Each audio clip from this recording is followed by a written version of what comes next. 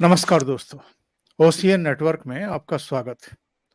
तो बहुप्रतीक्षित सीएए लागू हो गया है और इसके लागू होते ही जिस तरह की आशंका थी, जिस तरह की प्रतिक्रियाओं की उम्मीद थी, राजनीतिक दलों की ओर से करीब-करीब वैसी ही प्रतिक्रियाएं शुरू हो चुकी हैं। कुछ-कुछ जगहों पर नारेबाजी भी हुई है और ये नारेबाजी और ये जश्न जो है, ये पश्चिम बंगाल में भारतीय जनता पार्टी के कार्यकर्ताओं की तरफ से हो रहा है। दिल्ली में एक फ्लैग मार्च करना पड़ा अर्धसैनिक बलों को, क्योंकि कुछ इलाकों में आया तनाव की खबरें आ रही हैं। तो इस तरह की जो सूचनाएं आनी शुरू हुई हैं और जो इसकी टाइमिंग है, टाइमिंग को लेकर के भी कुछ प्रश्न खड़े किए जा रहे हैं विरोधी दलों के द्वारा। लेकिन ये कोई अप्रत्याशित तो है नहीं। अभी अमित शाह ने करीब 1 सप्ताह पहले ही कह दिया था, बल्कि उससे पहले भी कह दिया था कि चुनाव से पहले ही ये लागू होगा।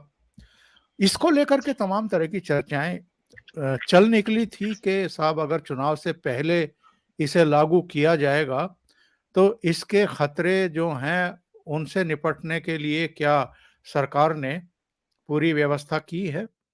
तो आज हम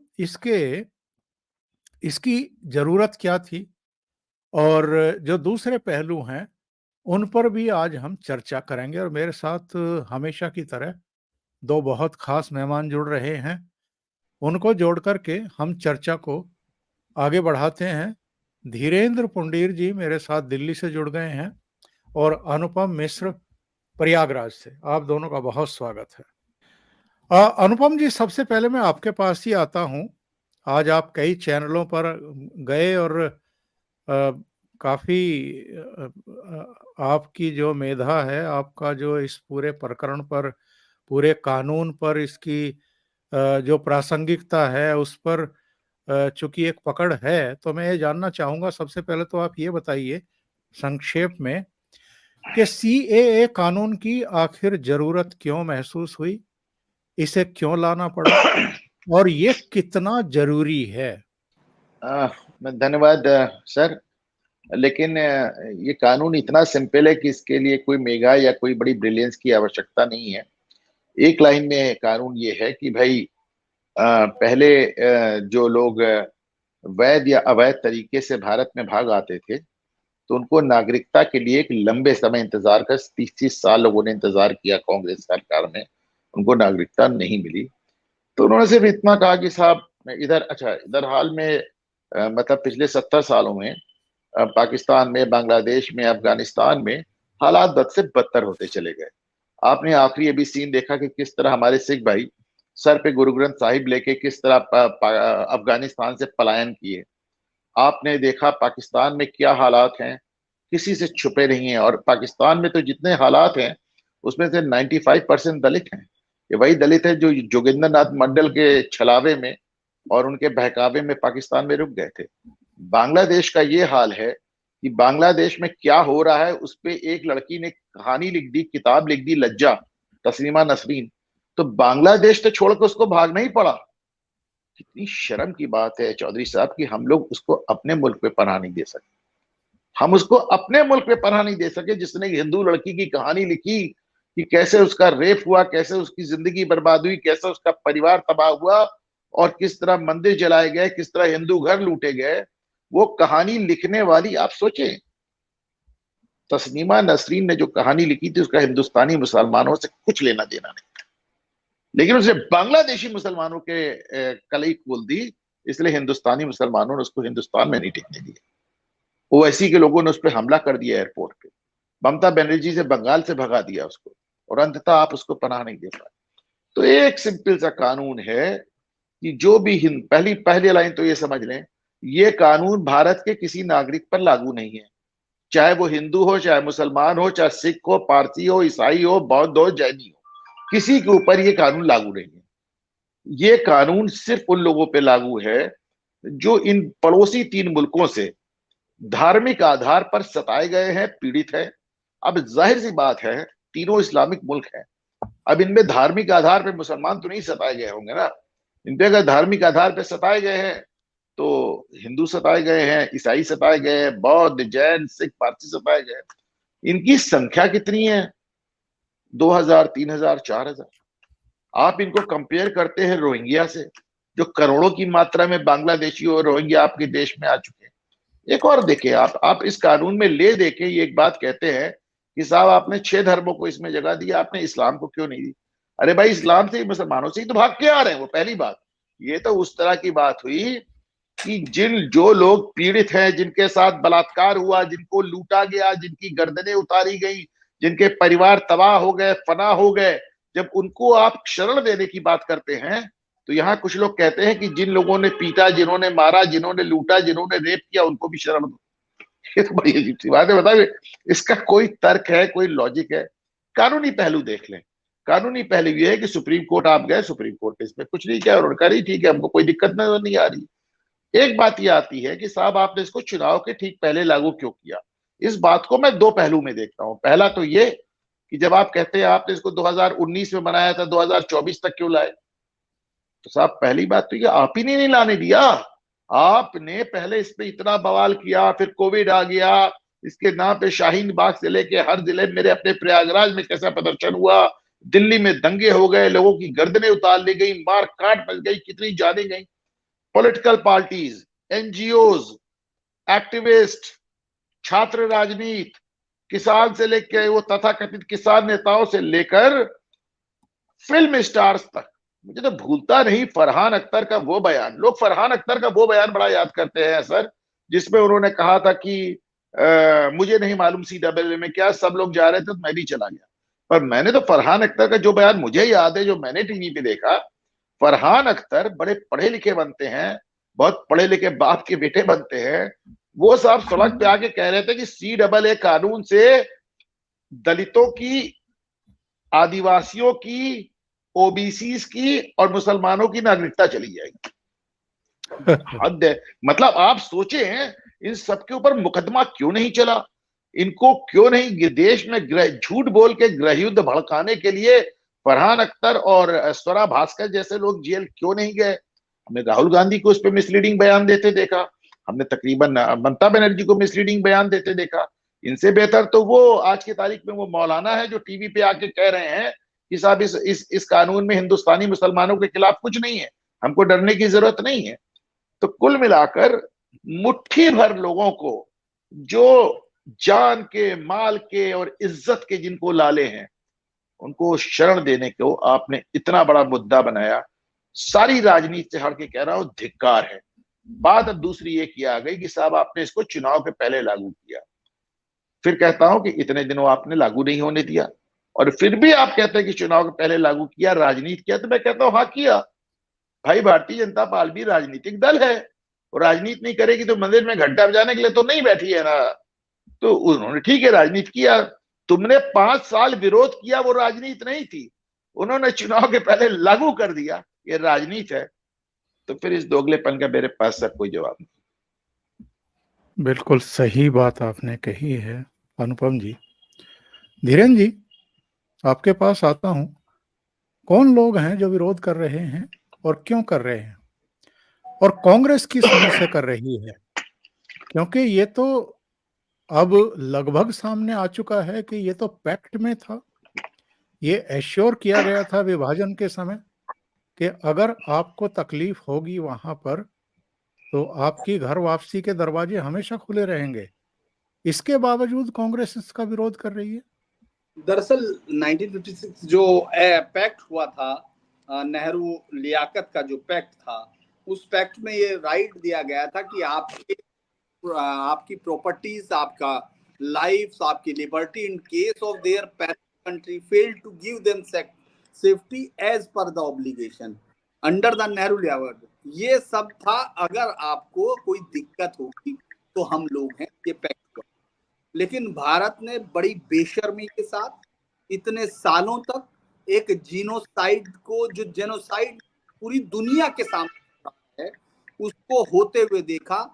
ये लगातार अभी भी चल रहा है। हर रोज आप देखते हैं हर रोज है, ये दुनिया के सामने हो रहा है कि आज भी बांग्लादेश की वो शख्स जो जाके माँ चंडी मंदिर में कुरान शरीफ रख देता है वहां मंदिर के ऊपर, और हिंदुओं के नरसंहार का आज ही वो वीडियो है। ये लगातार उन बच्चियों की आप हालत देखिए, 10-10 साल 12-12 साल की बच्चियों का अपहरण करके रेप किए जा रहे हैं, सामूहिक रेप, और उनको कन्वर्ट कराया जा रहा है। ये साफ तौर पर दिखता है। ये कोई ऐसी रिपोर्ट नहीं जो हिंदुस्तान तैयार कर रहा और रॉ तैयार कर रही या आईबी, ये वो रिपोर्ट्स हैं जो अमेरिकन एजेंसी तय कर रही हैं। और जो माइंडसेट है वो साफ तौर पर है। जो विरोध कर रहे हैं ये वो लोग हैं जिनके दिल में पाकिस्तान आज भी चमकता है, जिनके दिल में पाकिस्तान है। आप चाहे झूठ बोलें या सच बोलें, और जितने दिन तक आप आंखें बंद करके बैठेंगे अंधेरा नहीं होता है, क्योंकि आपने उनको ताकत दी, आपने उनकी वोटों को समझा, आपने उनके आबादी के पॉपुलेशन के जो डेवलपमेंट है, पॉपुलेशन का जो इंक्रीमेंट है, जिस तरह से वो बढ़ रहे हैं, जिस तरह डेमोग्राफी चेंज कर रहे हैं, वो एक आइडिया है, उसको आप मिटा नहीं सकते हैं। पाकिस्तान टूट के दो हो जाए, जिस दिन दो हुआ था उस दिन तौर पर साफ तौर पर सबसे बड़ी विफलताएं जिसको दुनिया के यहाँ बेचा गया, इंदिरा गांधी की सबसे बड़ी सफलता। और मुझे भी एक देश के तौर पर अपनी सेना पर गर्व है जिसने उसके टुकड़े किए, जिन्होंने पूरी हिंदुस्तानी फौजों को, जिनकी हिस्ट्री में लिखा जाता है, अगर आप पाकिस्तानी मिलिट्री के एनल्स पढ़ेंगे या उनके वो पढ़ेंगे, एनेक्डोट्स हैं उनके, जिसमें वो हिंदुस्तान की फौज को बनिया फौज कहते हैं, जिसमें वो कहते हैं कि वो बनियों की फौज है, हिंदुओं की फौज मतलब बनियों की फौज है, उसको हम जब चाहे निपटा देंगे। हालांकि 4-4 युद्धों में मुंह की खाइए, लेकिन आपको किसी भी युद्ध में हासिल कुछ नहीं हुआ, क्योंकि आपके पास इस तरह के लोग जो अब इसका सीए का विरोध कर रहे हैं, वो तमाम लोग यही मौजूद थे और वो इसका प्रेशर डालते रहे। आप आज के डेट में 1971 में, चूंकि आप जब समझौता कर रहे थे, 1972 में आपने शिमला समझौता किया बिना कुछ हासिल किए हुए, जबकि आपको मालूम था कि शेख मुजीबुर रहमान 1946 में बाकायदा डायरेक्ट एक्शन डे में मुस्लिम लीग का एक्ट था, तो आपको मालूम था, तो आपको हिंदुओं के बचाव के कुछ साधन बनाने चाहिए थे। आप कोमिला से लेके त्रिपुरा से लेके उस नरसंहार को आप छुपाते रहे, क्योंकि आपके अंदर आंखों में आंखें डाल के बात करने की हिम्मत नहीं थी। ये जो लीडरशिप थी, जो जिस तरह की लीडरशिप, मैं आज इसलिए इस बात पर बोल रहा हूं कि नेहरू लियाकत पैक्ट पर अभी एक किताब आई है पुरुषोत्तम अग्रवाल की 2 साल पहले, भारत माता की जय, इंदिरा, वो जो पूरा नेहरू को खुद जो मतलब बियॉन्ड द लिमिट, उसने गांधी को भी छोटा किया, सुभाष बोस को छोटा किया, तमाम लोगों को छोटा करके उनको बड़ा, सरदार पटेल को, और वो अनाप शनाप चीजें। उसमें एक चीज उसने ये भी कही कि ये देखिए कि आप ये देख नहीं रहे कि नेहरू ने कितना बड़ा समझौता किया था, नेहरू लियाकत पैक्ट को उसने बोला। तो मुझे सिर्फ उन सब हजारों लाखों बच्चियों का रोना याद आ रहा था। अगर वो वीडियो आप देख लेंगे, आपने वीडियो, मुझे लगता है कि आपको यहाँ डालना चाहिए था वो वीडियो, जिसमें उस बच्ची के साथ रेप हो गया, वो थाने के सामने किस तरह से वो तड़प के मरती है। एक बाप है जो थाने के अंदर, दूसरा है जिसमें वो चिल्ला रहा है, कह रहा है कि हमको एक बार में मार क्यों नहीं देते, और यहाँ बैठे हुए हिंदुस्तान के राजनेता इन पर हंसते हैं, आंखें चुराते हैं, ओआईसी के सामने घुटने टेक कर बैठते हैं, वो साफ दिखता है। तो ये जो विरोध है, ये विरोध बाकायदा ललकार का विरोध है। ये तमाम लोग वो लोग हैं जो पाकिस्तानी थॉट हमेशा अंदर रखते हैं, इसमें कोई कंफ्यूजन नहीं है, कोई वो नहीं है। शाहीन बाग पर बैठे हुए लोगों के लिए क्लियर कट था कि वो किस लिए बैठे हैं। जो शरिया लाना चाहते हैं, शरिया का सीधे तौर पर सीधा रिश्ता है, जिनको वो बेवकूफों की तरह यहाँ गाना सुना जाना चाहते हैं, उसमें सीधा है, काफिर नजस है, उनके साथ जब तक आप इसको नहीं हटाएंगे, इस आइडिया को नहीं हटाएंगे और इससे टकराएंगे नहीं, तब तक आपको इसके विरोध मिलेंगे। ये कांग्रेस पार्टी पूरी तरह से, आप देखिए बंगाल में क्या लड़ाई है, बंगाल में ममता बनर्जी ने समझौता क्यों नहीं किया। अगर आपको जरा सा भी, अगर आप सच बोलने की हैसियत रखते हैं, तो आप जानते हैं मुस्लिम वोटों का डिवीजन ना हो जाए, मुस्लिम वोट उधर ना चला जाए। कांग्रेस अगर राम मंदिर में प्राण प्रतिष्ठा में अगर ठुकराती है निमंत्रण, तो इसलिए बाकायदा नहीं जाने का कोई फैसला नहीं, ठुकराना, मैं सीधे शब्दों में कह रहा हूँ, ठुकराना, तो वो ठुकराती इसलिए है क्योंकि मुस्लिम वोट ना चला जाए। अगर केरल में उनके अंदर समझौते नहीं हो रहे, मार हो रही है, तो किस लिए, मुस्लिम वोट ना चला जाए। मुस्लिम लीग के साथ जिस नाम को यहाँ से अस्तित्व मिट जाना चाहिए था, किताबों में जिसको रहना चाहिए था, वो वहां किताबें वो है। और आज की डेट में जब हम और आप बात कर रहे हैं, तब भी रामेश्वर कैफे का आतंकी, जिसके वीडियो और फोटो जारी हैं, पीएफआई का पार्ट है, पीएफआई बाकायदा ट्रेनिंग दे चुकी, वो 2047 का प्लान आपके सामने है, आपके सामने वो लोग पकड़े गए जिन लोगों ने ट्रेनिंग दे रहे हैं कि आपको दूसरे समाज के बड़े लीडर्स को मारना है, बड़े लोगों को मारना है जो की फिगर है। ये आपके सामने हो रहा है और आपको लग रहा है कि अभी भी ये सब मजाक है। दरअसल इस सरकार ने लाने में इतनी देर की, इसके लिए इस सरकार पर सवाल खड़े करने चाहिए कि आप लोह पुरुष और तमाम चीजों से जोड़ रहे हैं। 4 साल हो गए जिसमें 8 बार आपने एक्सटेंशन लिए हैं, आपको रूल्स फ्रेम नहीं हो पाए थे। आज भी उन महिलाओं को, उन बच्चियों की चीखों को शायद आराम मिले जिनको वहां पाकिस्तान कटमुल्ला, जिसको पाकिस्तानी जिहादी इस्लाम है, जो पूरी दुनिया में अब अपने आप को वाहिद तौर पर इस्लाम को प्रोपेगेट करने का एकमात्र, चूंकि पाकिस्तान की आर्मी, अगर आप उसका वो जो पढ़ेंगे, जो मोटो लिखा हुआ, वो प्रोटेक्टर्स ऑफ इस्लाम है बेसिकली। उसमें कल ही 2 बच्चों को सजा दी गई है, जो ब्लास्फेमी एक्ट है जिसमें उसने कहा कि पैगंबर मोहम्मद की तौहीन की गई है। उसमें 2 बच्चों को, उनके नाम नहीं दिए गए, लेकिन ये आप समझ रहे होंगे कि वो कौन लोग थे। इसके लिए कोई बहुत आपको आइंस्टाइन का शिष्य होने की जरूरत नहीं है, हर आदमी को मालूम है कि वो कौन होंगे। उनको सजाएं दी गई, वहां लिंच किया जा रहा है, वहां हिंदू होना एक अपराध है और वो बेचारा ये समझ नहीं पाता कि आखिर कौन है। और ये तमाम लोग जो सफाई के काम के लिए हैं, अब उस एक्ट, उस देश में परसिक्यूशन की बात कैसे आप कर सकते हैं कि मुस्लिम परसिक्यूशन का, जहां मुस्लिम होने भर से, ना मुस्लिम होने से, आप गैर मुस्लिम होने से ना आप राष्ट्रपति बन सकते हैं, ना प्रधानमंत्री बन सकते हैं, ना सेनाध्यक्ष बन सकते हैं, ये ना चीफ जस्टिस बन सकते हैं। ये पूरा मैंडेट है, क्लियर है, आप उसमें कोई कंफ्यूजन नहीं है। मतलब मैं आपको अगर एक के बाद एक ऐसे उदाहरण गिनवाना शुरू करूं, वहां एक्ट क्या है, वहां सब क्या है, तो मुझे लगता है कि ये रात कम होगी, इतनी ज्यादा वहां सारी चीजें हैं। और वो लोग परसिक्यूशन में, चूंकि मैं इसमें ये बता रहा, जब हम लोग मुख्यमंत्री, गृह मंत्री अमित शाह जी के साथ बैठे, जब मतलब चर्चा हो रही थी इस पे, तो जर्नलिस्टों से भी उस समय मुलाकात हुई थी। चूंकि अब ये 2-3 साल पुरानी बात है तो मैं इसमें कोट कर सकता हूँ, हालांकि ये एक नियम था कि हम लोग नहीं करें बाहर, तो सब परसेप्शन पर बात हुई। तो उन्होंने सीधा सवाल किया उन पत्रकारों से जो पत्रकार इसके लिए बहुत ही बेहुदा तरीके से ये पूछ रहे थे, खासतौर से इंग्लिश मीडिया में। उसमें सीधा मुझे कोई कंफ्यूजन नहीं होता उनके बारे में समझने में, और ये कोई वो नहीं होता कि मुझे कोई इंग्लिश का आया, मैं इंग्लिश मेरे पास, मैं उनसे जानता हूँ कि क्या पढ़ते हैं। उन्होंने कहा कि वहां फिर मुसलमान को आप अलग क्यों कर रहे हैं, ये कर रहे हैं। तो उन्होंने कहा कि अगर हिंदू आज से 10 साल 20 साल बाद ऐसी हालत हो कि अमेरिका में जो इंडियंस हैं उनको निकाला जाए तो वो कहाँ जाएंगे, तो उसने कहा कि नेचुरली इंडिया आएंगे। तो उसने कहा ये नेचुरली आपने कह कैसे दिया, वो तो कहीं भी जा सकते थे। तो जो हिंदू पूरी दुनिया में निकले हैं वो कहाँ जाएंगे, वो नेटिव लैंड पे जाएंगे, ये उनकी जिम्मेदारी है। पाकिस्तान में अहमदी, कादियानी, उनका नाम लेते हुए लोगों को, ये वो जो हिंदू हैं वो तो पढ़े नहीं है, जो बेचारे यहाँ सेकुलर हैं वो तो उसको झूठ को जानते नहीं है, और जो मुस्लिम है वो इस बात को बहुत अच्छे से समझते हैं कि इसका मतलब क्या है, कि कादियानी भी अपने आप को पैगंबर के वो करते हैं। और वो उतना ही बड़ा वॉर जो इस देश में जब डिवीजन हुआ था, जफरुल्ला, शायद अनुपम जी मुझे ठीक करेंगे अगर गड़बड़ होगी, जफरुल्ला खान, ये सब लोग कादियानी थे जो उससे आगे निकल रहे थे, कत्लो गारत करने में उससे आगे निकल रहे थे। तो उनको पंडित साहब, अहमदिया कम्युनिटी का भी बहुत बड़ा रोल था पार्टीशन में, सबसे आगे यही चल रहे थे, सबसे आगे यही चल रहे थे।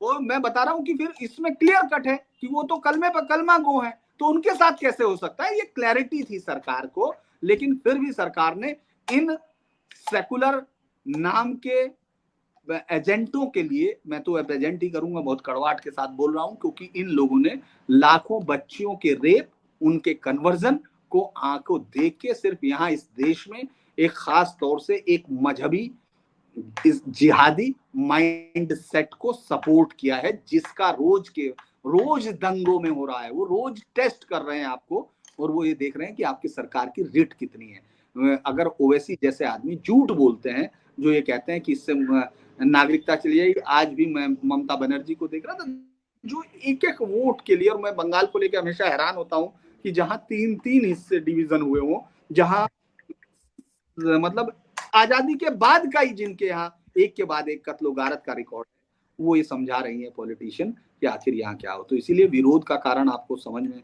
मैं बता सकता हूँ कि सिर्फ मुस्लिम वोट, और वो करने वाले तौकीर के घर तक आज तक कभी समन नहीं ले जा पाई। ये सरकार भी, जिसको सर्वशक्तिशाली सरकार कहा जाता है, वो भी 2010 के दंगों में उसको पेश होना था, उसके घर तक अभी तक समन तामील नहीं करा पाई।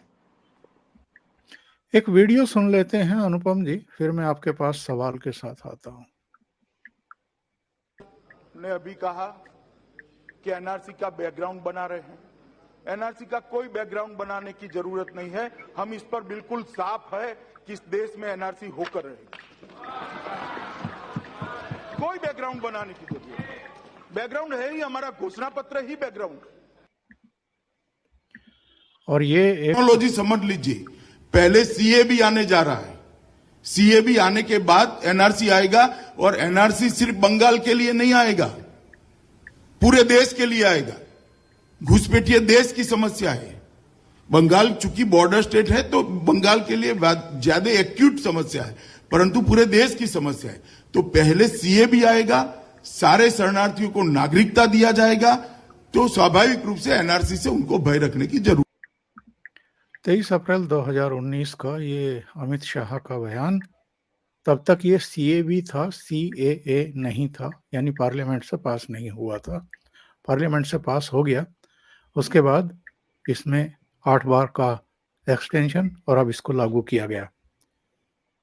मैं ये जानना चाहता हूं अनुपम जी, प्रधानमंत्री नरेंद्र मोदी ने कुछ समय पहले कहा था कि जब तीसरी बार हम सत्ता में आएंगे तो बहुत बड़े फैसले लेने वाले हैं। उन बड़े फैसलों में क्या एनआरसी भी होने वाला है? वो प्रधानमंत्री नरेंद्र मोदी तो देखिए, उन्होंने 2 बातें कही थी। उन्होंने कहा था, अब तक आपको आइडिया होगा कि जो मैं कहता हूं मैं कर देता हूं। तो बड़े फैसले तो कुछ और ही छोड़ दीजिए आप सर, क्योंकि एनआरसी के बारे में खुद ही गृह मंत्री अभी से कह रहे हैं, और डंके की चोट पे कह रहे हैं हमारा घोषणा पत्र ही हमारी नियत है, इसको मान के आप चलें, अब लागू कर देंगे। अच्छा, पहले एक मोटी सी बात जान लें, पंडित साहब बेहतर बता पाएंगे अगर मैं गलत होऊंगा, पर मुझे नहीं याद आता दुनिया में कोई देश है जिसके पास अपने सिटीजन का रजिस्टर ना हो। पूरे दुनिया में हर मुल्क अपने सिटीजन को बाकायदा रिकॉर्ड करता है कि हमारे पास कौन है, कौन नहीं है, वगैरह वगैरह। तो अमेरिका में तो बड़े अच्छे से काम होता है, यूरोप में बड़े अच्छे से काम होता है। एक तरफ आप ताना देते हैं कि साहब आपने वादा किया था कि आप घुसपैठियों को निकाल देंगे, आप 10 साल से यहां निकाल नहीं पाए, और दूसरी तरफ आप कह रहे हैं कि हम घुसपैठियों की पहचान तक नहीं होने देंगे, हम एनआरसी ही नहीं लागू होने देंगे। ममता बनर्जी कहती, हम गिनती ही नहीं होने देंगे, हम गणना ही नहीं होने देंगे, हम पहचानने ही नहीं देंगे। तो बड़ी विचित्र सी स्थिति है। एक बात और भी है, इनको क्यों दोष दिया जाए? जब भी इतने लंबे समय तक इनको बुला रहे हैं, बसा रहे हैं, अपना वोटर बना रहे हैं। ममता बनर्जी कहती हैं कि अगर भारत सरकार ने तुम्हारा आधार कार्ड कैंसिल कर दिया तो हम तुमको नया आधार कार्ड इशू कर देंगे। अब कहेंगे कि अगर भारत सरकार तुम्हारा वोटर आईडी कैंसिल कर दे, हम नया वोटर आईडी दे देंगे।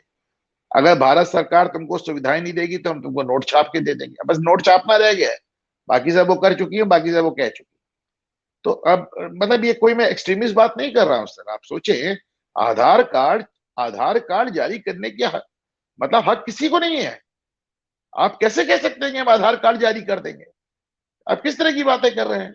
और ये मतलब आप सीधे सीधे ये कोई कॉन्करेंट लिस्ट नहीं है कि जिसमें स्टेट का भी हक हो और सेंटर का भी हक हो। ये केंद्र का विशेषाधिकार है भाई, आप कैसे कह रहे हैं? तो एक देखिए, एनआरसी होना चाहिए, होएगा। पूरी दुनिया में कोई मुल्क नहीं है, यहाँ तक कि पाकिस्तान तक में सिटीजन की गिनती होती है। आप कैसे कह रहे हैं? एक तरफ देखिए कितना विरोधाभास देखिए।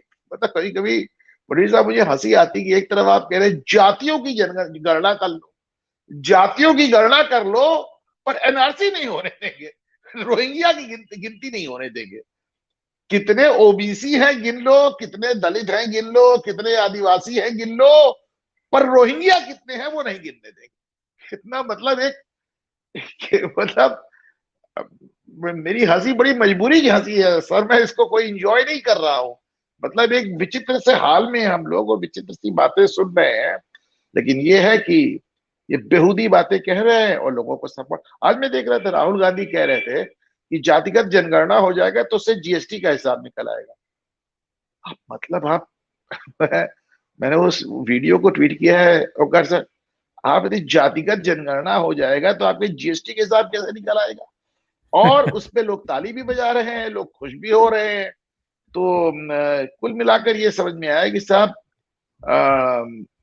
देखिए, ये एक बात बीच में कही जाती है कि साहब मोदी का विरोध करते करते आप देश विरोधी हो गए, मोदी का विरोध करते करते आप हिंदू विरोधी हो गए, मोदी का विरोध करते करते आप सनातन विरोधी हो गए, मोदी का विरोध करते करते आप अपनी आने वाली नस्लों के विरोधी हो गए। मोदी क्या है भाई, अभी एक बार तीसरी बार प्रधानमंत्री बनेंगे, बहुत होगा तो चौथी बार बन जाएंगे भाई। ऐसा तो है नहीं कि वो 100 साल 1000 साल रहेंगे, लेकिन आपकी आने वाली नस्लों को आप खतरे में डाल रहे हैं। आप देखिए, ये तोमर जो दरोगा वाला किस्सा हुआ, जिसका वीडियो मैंने ट्वीट किया था, जिससे पुलिस को भीड़ मार रही है, मैंने ट्वीट किया सर, तुरंत दिल्ली पुलिस आके कहने लगी कि ये ट्वीट गलत है। मैंने कहा कैसे गलत है? उन्होंने कहा आप कह रहे शनिवार का है, शुक्रवार का है। आप बताइए, मैंने शनिवार का कहा और लिख दिया उन्होंने, अब मैंने शनिवार नहीं, मैंने कल लिखा था, तो कहती शुक्रवार का है इसलिए ट्वीट गलत है। तमाशा बना लिया है आपने, मैं बिल्कुल डिलीट नहीं करूंगा, कैसे गलत हो गया? तो इस तरह की आप पुलिस मार खा रही है। आज भी मैं, अभी आप जिक्र कर रहे थे कि फ्लैग मार्च हो रहा है, फ्लैग मार्च में मैं बता दूं आपको साहब, दिल्ली पुलिस से ज्यादा वह पैरामिलिट्री फोर्स है। दिल्ली पुलिस का खौफ तो खत्म हो गया। और आपको बताऊं कि मतलब जिस तरह CAA के दंगे से लेके, किसान आंदोलन से लेके, शाहीन बाग में जब बुलडोजर चला था तब से लेके और अभी तक ये जो तोमर दरोगा के ऊपर हमला, ये सब देख के मैं एक बात कह सकता हूं कि अच्छा लगे या बुरा, लेकिन भारत की राजधानी में दिल्ली पुलिस, जो कि सीधे हमारे गृह मंत्री अमित शाह के नीचे काम करती है, उससे जो परफॉर्मेंस आया वो बहुत आपका हौसला नहीं बढ़ाती, उससे लेके हौसला डाउन होता है। अमित शाह साहब को देखना पड़ेगा, गृह मंत्री साहब को देखना पड़ेगा। अगर आपकी पुलिस फोर्स इतनी डिमोरलाइज हो जाएगी और कल अगर CAA को लेके, NRC को लेके कोई बवाल हुआ तो कैसे संभालेंगे? आप मिलिट्री तैनात करेंगे? ये आपने पैरा मिलिट्री तैनात की, आप मिलिट्री तैनात कर देंगे। तो दिल्ली की फोर्स में मुझे एक डिमोरलाइजेशन नजर आ रहा है। मुझे कहने में कोई हिचक नहीं है, ये मैं सीधे गृह मंत्री को टारगेट करके कह रहा हूँ। उनको अभी इस फोर्स को और पिकअप करना पड़ेगा और इसकी नीयत। और फॉर एग्जाम्पल, अगर आप एक दरोगा के खिलाफ FIR करते हैं लात मारने के लिए, ठीक किया, उसे लात नहीं मारनी चाहिए थी, आपने FIR किया, ठीक किया, लेकिन जो सड़क घेर के नमाज पढ़ रहे थे, जिन्होंने पुलिस फोर्स पे हमला किया, उन पे FIR कब होगी? उन पे FIR कब होगी? दिल्ली पुलिस जिस प्रेस कॉन्फ्रेंस में ये कह रही थी कि हमने अपने दरोगा सस्पेंड कर दिया है, उसी प्रेस कॉन्फ्रेंस में एक बयान ये भी दे देती कि साहब दरोगा तो हमने सस्पेंड कर दिया है, पर सड़क पे तमाशे हम बर्दाश्त नहीं करेंगे। साहब लगता है कि साहब दोनों पक्ष की बात हुई है और थोड़ा कॉन्फिडेंस आता। तो मुझे लगता है कि अभी इस पक्ष पे काम करने की जरूरत है। और एक बात मैं सर, मैं आप दोनों से एक मामले में बेटर हूं, मैं उत्तर प्रदेश में रहता हूँ। यहाँ पे बाबा ने अपनी नीयत एकदम साफ कर रखी है। और जिस मुख्यमंत्री का DGP ये बयान दे कि हमारे पास डेटा भी है और डंडा भी है, आप सोचिए, आपने कभी DGP को, प्रोड्यूसर आपको याद आता है कभी किसी DGP का इस तरह का बयान किया हमारे पास डंडा है? तो जिस मुख्यमंत्री का DGP ये बयान दे कि हमारे पास डेटा भी है और डंडा भी है, और मैं आपके शो पे आज तीसरी और चौथी बार याद दिला रहा हूं कि हम पंडित साहब अतीक अहमद के गिराए हुए बंगले में खड़े थे, उनका और उनको सुपुर्दे खाक किया जा रहा था, उनको दफनाया जा रहा था और माना जा रहा था कि साहब यहाँ पे दंगा हो जाएगा। यकीन माने चौधरी सर की वहां पे एक कंकड़ नहीं चला, एक कंकड़ नहीं चला। तो साहब इतनी वहां पे तैयारी करके रखी थी बाबा ने। तो इस मामले में मैं आप लोगों से एक बेहतर जगह पे बैठा हूँ सर। वैसे मैं आपकी जानकारी के लिए बता दूं, हम नेशनल मीडिया का हिस्से जरूर हैं, दिल्ली में जरूर हैं, काम करते हैं, लेकिन रहते उत्तर प्रदेश में ही है। नोएडा में पुंडीर साहब भी गाजियाबाद जिले में रहते हैं और मैं भी गाजियाबाद जिले में ही रहता हूँ। और बहुत बढ़िया पुंडीर साहब, एक लास्ट क्वेश्चन, और आज के टाइम में तो ये बनता ही है, CAA अगर लागू हुआ है, लोकसभा चुनाव की घोषणा से ठीक पहले लागू हुआ है, तो चुनाव पर, परिणामों पर इसका क्या इम्पैक्ट देख रहे हैं? मैं एक दो कानून के बारे में आपको बता दूं कि उसके बाद मैं आपका सवाल दूंगा, छोटा सा ही बता रहा हूं। Similar amendment in the United State, Lautenberg amendment है, 1990 में इंट्रोड्यूस किया गया था, facilitate resettlement of the religiously prosecuted minority from Soviet Union to USA, extended to minority to Christian and from Iran 2004 known as the Spectator Amendment, or similar to CA, it is specifically enlist religious communities from specific countries as historically persecuted group, accrued Muslims of Iran and Soviet Union, identifying beneficiary persecuted due to the religion. Clear cut वो है, उसमें कोई confusion नहीं, आप same वो देख रहे हैं। इसी के साथ सीधे तौर पे है contrasting amendment in the United kingdom nationality and borders act implemented is 2022 grants government authority to revoke citizenship without prior notice under clause 9. ये लगभग in contrast to provide refuse to persecuted minority without revoking anyone's citizenship. तो ये ऐसा नहीं है कि हम लोग, पूरी दुनिया में ये चीज है। और मुझे लगता है कि चूंकि इसका चुनाव में, तो आपने 2-3 चुनाव फायदा देख चुके। 2019 के बाद चूंकि ये लागू हुआ था दिसंबर में, मतलब बिल पास हुआ था, जब एक्ट बना था, कानून बना था, ये अलग बात है, अभी तो नियम बना, तो ये पहले से ही है। तो उस सारे उसमें पूरे मसले में ये हुआ था कि चुनाव आपने यूपी जीता, आपने उसके बाद चुनाव दूसरे राज्यों में भी जीते, तो इसलिए उसका इम्पैक्ट होता था। और मुझे लगता है कि अभी जिस समय किया गया, क्योंकि ममता बनर्जी जिस तरीके से टारगेटेड करके मतवाज जो है उनको बताने की कोशिश कर रही थी, और तमाम अपनी मुस्लिम जो तुष्टीकरण के लोग हैं, या बेसिकली वो चुने जाते हैं, वो वोट करते हैं, इसीलिए उनसे लोग इस तरह का उम्मीद भी करते हैं नेता। और उन्होंने अपनी जनसंख्या पे पॉपुलेशन कंट्रोल ना करा के, जो सीधी सी बात है, वो जानते हैं एक वोट की कीमत क्या है, एक वोट एक आदमी का, तो वो इसीलिए संख्या बढ़ाते हैं और इस बात का पॉलिटिशियंस को फायदा मिलता है। उन्होंने साफ तौर पे कहा था कि किसी कीमत पे लागू नहीं होने देंगे, कल ही कहा है, और वो आज कर। तो गृह मंत्री ने सीधे तौर पे कहा था it is law of land है, ये ध्यान रखना कि कोई बंगाल या कोई चीज बचेगी नहीं करना। केरल में अभी कह चुके हैं, पिनरई वो जो है उसने साफ कहा है कि ये यहाँ लागू नहीं होगा। तो ये तमाम जितने लोग ये देंगे, भाषण देंगे, जो सीधे तौर पे हिंदुस्तान की आत्मा के खिलाफ है, तो मुझे लगता है कि वो वोटों में कन्वर्ट होगा। लेकिन वोटों में कन्वर्ट होने से भी ज्यादा आखिरी बात मैं ये कहूंगा कि आज नहीं कल आपको इस बात पर फैसला करना होगा कि हिंदुस्तान में कितनी बात आप कह सकते हैं और कितनी बात मानी जा सकती है। ये बात तो आज नहीं तो कल आपकी पीढ़ियों को करना होगा, नहीं तो आप उस फैसले को करें। मैं भी सर इसमें एक बात सर मैं भी जोड़ दूं। आप कह रहे हैं कि साहब भाजपा इससे फायदा उठाना चाहती है। भाजपा को इससे फायदा तभी होगा जब आप विरोध करेंगे, ना करें विरोध, ना आप विरोध करेंगे ना फायदा होगा। तो आप अपनी लेकिन आपकी दिक्कत क्या है कि आपको माइनॉरिटी पॉलिटिक्स करनी है, इसलिए विरोध लाजमी है। और एक बात और साहब, आपको याद होगा कि 1971 के बांग्लादेश युद्ध का भारत ने और इंदिरा गांधी ने ऑफिशियल रीजन क्या दिया था? उन्होंने ऑफिशियल रीजन ये दिया था कि साहब बांग्लादेशियों पे इतना अत्याचार हो गया है पाकिस्तानी सेना का कि हमारे यहाँ भाग भाग के आ रहे हैं। तो साहब हम अगर बांग्लादेशियों के लिए युद्ध कर सकते हैं बंगाली मुसलमान के लिए, तो क्या हम हिंदुओं को शरण भी नहीं दे सकते? वैसे मैंने, अगर आपने ध्यान से सुना हो, तो मैंने कहा था कि इसका चुनाव नतीजों पर इम्पैक्ट क्या पड़ेगा। तो मैं नेशनल मीडिया का हिस्सा हूँ, इतना तो मैं भी जानता हूँ कि मुझे किन शब्दों का प्रयोग करना है। मैंने भारतीय जनता पार्टी के लाभ की बात नहीं कही। इम्पैक्ट मैं तो जवाब दे रहा हूँ। मैं इस पे चुनाव नतीजों में फर्क उस बात से पड़ेगा कि विपक्ष इसको कैसे लेता है। अगर विपक्ष विरोध नहीं करेगा तो इसको भाजपा का लाभ नहीं होगा। विपक्ष मजबूर है अपनी माइनॉरिटी पॉलिटिक्स से, वो विरोध भी करेगा और भाजपा को लाभ भी मिलेगा। देखिए देवबंद जैसे कस्बे में थोड़ी देर पहले ही मिलिट्री फोर्स के साथ बाकायदा एसपी जैन जो एसपी है वो सड़कों पे रहे, आगरा में सड़कों पे हैं, अलग से तैनात कर दी, चंदौली में कर दी, इसके अलावा हरदोई में कर दी। ये तो मैं आपको बता रहा हूँ जिनमें घूम रहे हैं, जिनमें ये चल रहा है, अलर्ट हो रहा है।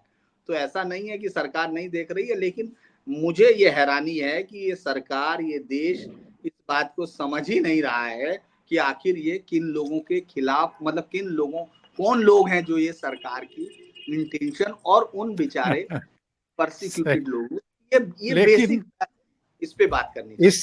इस समय आनंद अगर लेना है तो सोशल मीडिया की गलियों में घूमिए, इतने बढ़िया जो है लोग सर जरूरी नींद नहीं बना है। रहे। आपका प्रोग्राम एक वाहिद एक एक्सेप्शन है। जितने चैनल्स पे बैठ के आया हूँ वहां पे भी लोग इतनी बकवास कर रहे हैं कि वो आनंद वाली बात है एकदम। जैसे मतलब विरोधी एकदम पागल हुए जा रहे हैं, समझ में नहीं आ रहा है उनको। जी, जी। उनको लग रहा था बहुत धन्यवाद। तो होगा नहीं, उनको लग रहा था कि ये सरकार डर गई है। जी, जी, जी। अनुपम जी, एक धीरेन्द्र आखिरी जी, बात सर, बिल्कुल। एक आखिरी बात, जी, जी। सरकार डर गई से जी, याद जी। आया। अब भाजपा कम से कम ये कहने के मुद्दे पोजीशन में है कि साहब 370 कर दिया, राम मंदिर कर दिया, CAA कर दिया, उत्तराखंड के मुकाबले बहाने UCC भी कर दिया। तो कुल मिला के हमने जो कुछ कहा सब कर दिया। बिल्कुल सही बात। Thank you so much. आप दोनों जुड़े और बहुत ही सार्थक चर्चा हुई। Thank you so much. Thank नमस्कार। You sir, thank you.